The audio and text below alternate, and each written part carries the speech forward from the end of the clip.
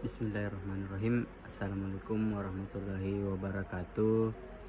Perkenalkan, nama saya Sarul Ramadan dengan NIM 2022-10242. Di sini saya akan mengerjakan tugas yang dimana menjelaskan ulang teori-teori yang telah dijelaskan kemarin, yaitu yang pertama adalah teori efisiensi pasar. Teori efisiensi pasar adalah konsep fundamental dalam ilmu keuangan yang mengasumsikan bahwa harga aset atau aset keuangan mencerminkan semua informasi yang tersedia di pasar. Berikut adalah ciri, tujuan, dan konsep penting lainnya terkait dengan teori efisiensi pasar. Ciri-cirinya, yang pertama, refleksi informasi. Teori ini mengasumsikan bahwa harga aset mencerminkan semua informasi yang tersedia, baik informasi publik maupun informasi rahasia. Yang kedua, tidak ada peluang arbitrase. Dalam pasar yang efisien, tidak ada peluang yang arbitrase dapat dimanfaatkan untuk mendapatkan keuntungan tanpa risiko. Yang ketiga, semua investor rasional. Teori ini mengasumsikan bahwa semua investor bertindak secara rasional, yaitu mereka menggunakan semua informasi yang tersedia.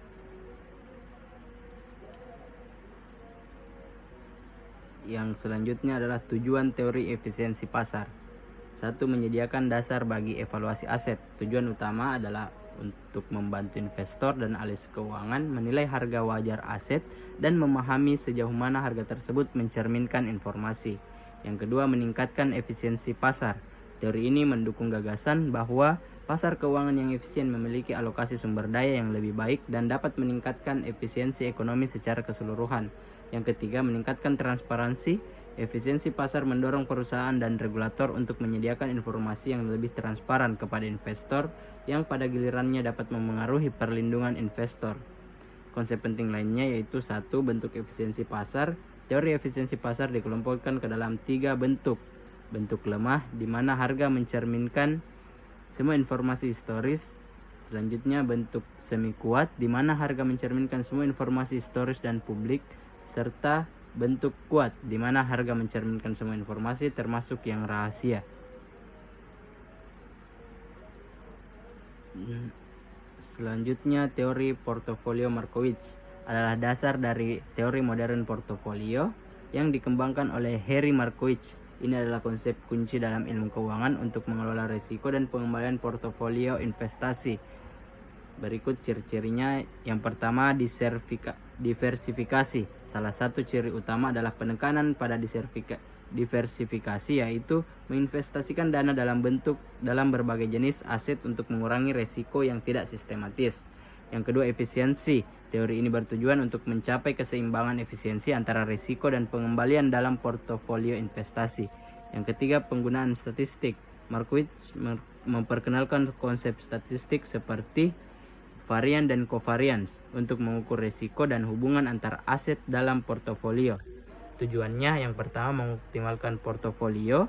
Yang kedua, meminimalkan risiko. Yang ketiga, memaksimalkan efisiensi portofolio. Konsep lainnya juga frontier efisiensi, varian, covarian, dan juga teori portofolio Markowitz membantu investor mengembangkan portofolio yang memaksimalkan pengembalian yang diharapkan sesuai dengan tingkat risiko yang diharapkan yang mereka bersedia tanggung. Dengan demikian, hal ini membantu mereka membuat keputusan investasi yang lebih baik. Selanjutnya, teori modern portofolio adalah pendekatan dalam ilmu keuangan yang dikembangkan oleh Harry Markowitz pada tahun 1952. Teori ini bertujuan untuk membantu investor membangun portofolio investasi yang mengoptimalkan keseimbangan antara tingkat pengembalian yang diharapkan dan tingkat risiko. Berikut ciri-cirinya yaitu diversifikasi, 2. efisiensi, yang ketiga keseimbangan risiko pengembalian. Adapun tujuannya yaitu meminimalkan risiko, memaksimalkan pengembalian yang diharapkan. Selanjutnya, teori arbitrase pricing adalah model dalam ilmu keuangan yang digunakan untuk menilai aset keuangan dan risiko yang terkait dengan harga aset tersebut. Adapun ciri-cirinya, yang pertama, bebas risiko, multifaktor, bebas arbitrase. Tujuannya, yang pertama, mengestimasi harga aset. Yang kedua, mengidentifikasi faktor-faktor risiko. Selanjutnya, teori nilai investasi adalah suatu pendekatan atau konsep yang digunakan dalam analis investasi untuk menilai apakah suatu investasi layak dilakukan. Terdapat beberapa teori nilai investasi yang umumnya digunakan seperti teori nilai waktu uang, teori nilai aset, dan teori nilai opsi. Adapun ciri-cirinya, yang pertama, melibatkan perhitungan nilai saat ini dan nilai masa depan dari investasi. Yang kedua, mengasumsikan adanya tingkat pengembalian yang diharapkan atau diperlukan. Yang ketiga, menggunakan prinsip-prinsip matematika dan keuangan untuk mengevaluasi opsi investasi. Dan yang terakhir, dapat diterapkan dalam berbagai konteks investasi seperti saham, obligasi, proyek bisnis, dan lainnya. Adapun tujuannya yaitu menilai apakah suatu investasi menghasilkan nilai positif atau menguntungkan, membantu investor atau pengambil keputusan dalam memilih investasi yang paling sesuai dengan tujuan keuangan mereka, dan menyediakan kerangka kerja untuk membandingkan berbagai opsi investasi. Selanjutnya, teori behavioral finance adalah pendekatan dalam ilmu keuangan yang mencoba untuk memahami bagaimana faktor psikologis dan perilaku manusia memengaruhi keputusan investasi dan keuangan. Adapun cirinya, yang pertama, fokus pada perilaku manusia. Dua, mempertimbangkan bias kognitif. Yang ketiga, tidak selalu mempercayai pasar efisien. Dan tujuannya, yang pertama, meningkatkan pemahaman perilaku investor, membantu investor membuat keputusan. Dan rumus tidak umum dalam teori behavioral finance karena lebih berfokus pada analis perilaku daripada penggunaan rumus matematika. Namun beberapa konsep seperti prospek teori yang dikembangkan oleh Daniel Kahneman dan Amos Tversky dapat digunakan untuk menggambarkan bagaimana orang mengevaluasi risiko dan manfaat dalam situasi keuangan. Selanjutnya, teori nilai investasi adalah suatu pendekatan atau konsep yang digunakan dalam analis investasi untuk menilai apakah suatu investasi layak dilakukan.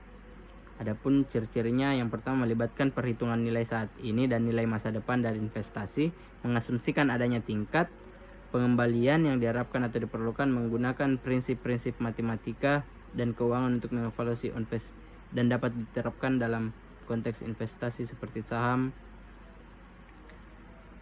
obligasi, proyek bisnis, dan lainnya. Selanjutnya, teori reksadana adalah produk investasi yang mengumpulkan dana dari berbagai investor untuk diinvestasikan dalam berbagai instrumen keuangan seperti saham, obligasi, atau instrumen pasar uang. Beberapa ciri, tujuan, dan rumus terkait reksadana adalah sebagai berikut. Cirinya, yang pertama adalah diversifikasi, yang kedua manajemen profesional, yang ketiga likuiditas, dan yang terakhir penjualan fraksional. Adapun tujuannya, yang pertama pertumbuhan dana, pendapatan rutin, dan juga diversifikasi. Mungkin hanya itu yang dapat saya sampaikan. Sekian. Assalamualaikum warahmatullahi wabarakatuh.